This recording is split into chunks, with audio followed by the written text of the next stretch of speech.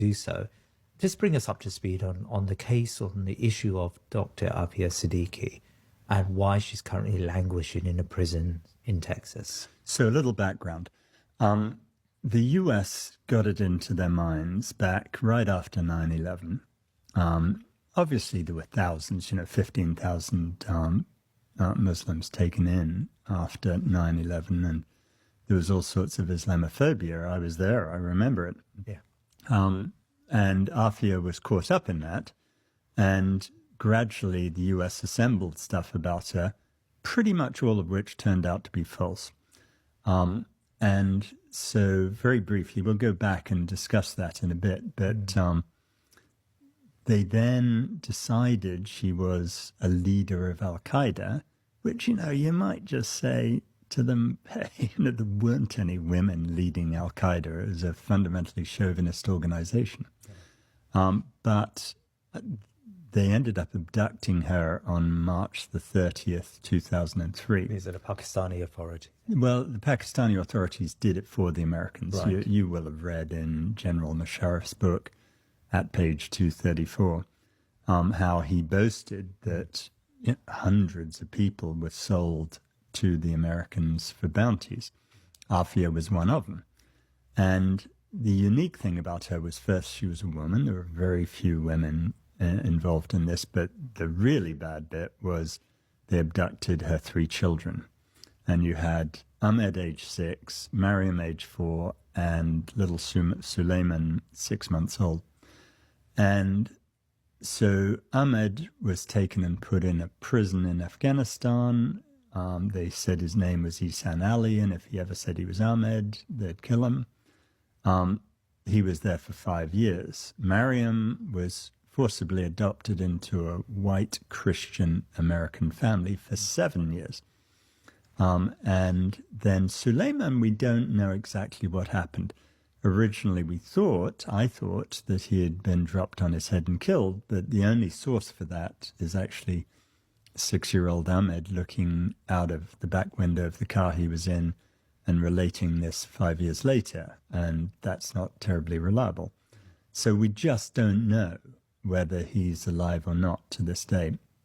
And then Afia was taken to Bagram Air Force Base. We can now prove that. And you've got to remember that the establishment in Pakistan and the CIA lied about this for 20 years. Yeah. But she was taken there. I've got lots of witnesses who say she was taken to the Bagram prison. She was in the isolation unit for a bit. Lots of people saw her there and have given me statements. She was then taken to what's called the Discotheque, which was an underground black site in Bagram, and she was held there for quite a while. Then she was taken to another prison in or around Kabul, which I haven't located yet, where she was raped a number of times. And this went on for 5 years. And this poor woman, throughout all of that, was worried about her children. And then when she was in Bagram, she related to me the first time I saw her that they had some children behind a one-way glass, and they were purporting to torture them and say they were her kids. And then you imagine as a parent, I certainly can, I'm sure everyone can. What do you do? Afia told me that she'd tell them whatever they wanted to hear, make up whatever they want, but they just carried on. And she said to me that she agonized over this, and she finally decided the best way to stop it was to pretend she didn't care.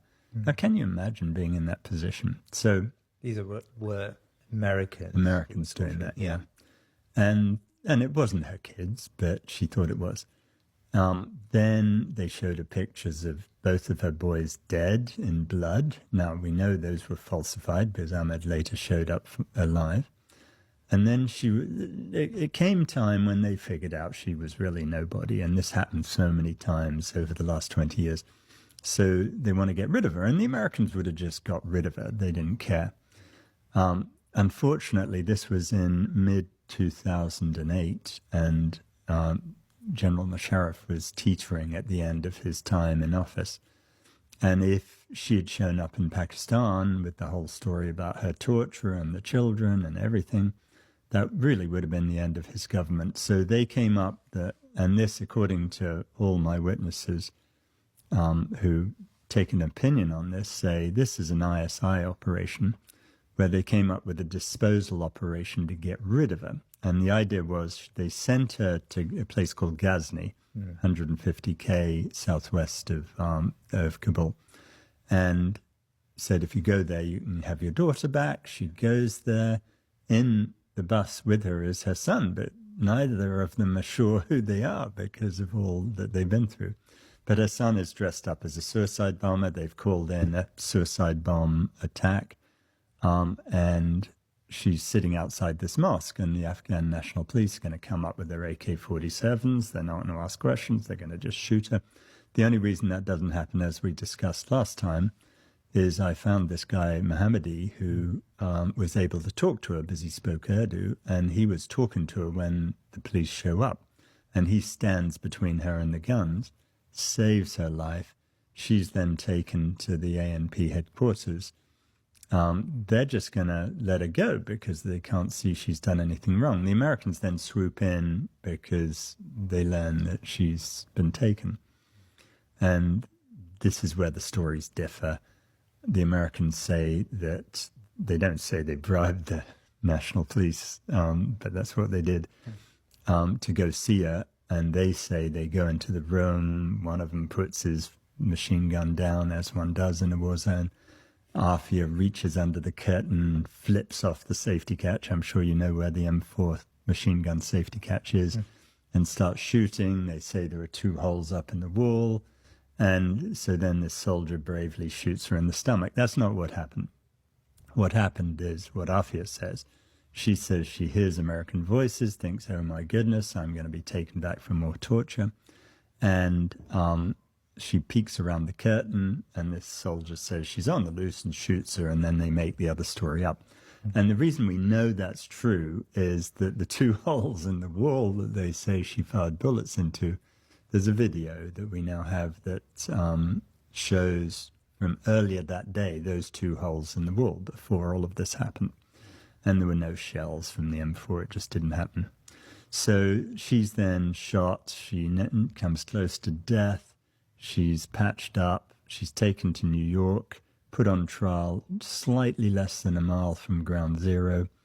And she's convicted and given. I had my lovely students this summer go through every attempted murder case in the last 41 years in America. And Afia was given the second longest sentence of anyone in America federally, of 86 years. There's one guy who got longer, who tried to kill 5 police officers and had a long criminal record. And he actually shot one of the police, and he wasn't the one who was shot. So that's the story. Now, and what was the conviction? Like, was it terrorism? The conviction was just for attempted murder, but then they plug in all this terrorism stuff, and she's taken to this place, FMC Carswell. And, that's how I really got into this. Her sister, Fauzia, asked me to go see her. I couldn't really say no, so I went. And, oh, gosh, FMC Carswell. Honestly, I've been to pretty much every death row in America. I've been to Guantanamo 42 times. Carswell is the worst. Really? She complained to me that she'd been raped a number of times there. I didn't know really whether that's credible to begin with. I look into it. I discover it's got the worst sexual assault rate of any prison in the country. 13 people have been convicted of rape, 13 employees, including the Christian minister. And she's in this awful place. She's been in solitary confinement effectively for the entire time. She's been treated worse even than the women on death row there. She's been treated worse than any woman in federal custody. It's just awful, awful, awful. And they just don't believe her when she says, I'm worried about my children being tortured. They think she's making that up. The whole thing's just awful.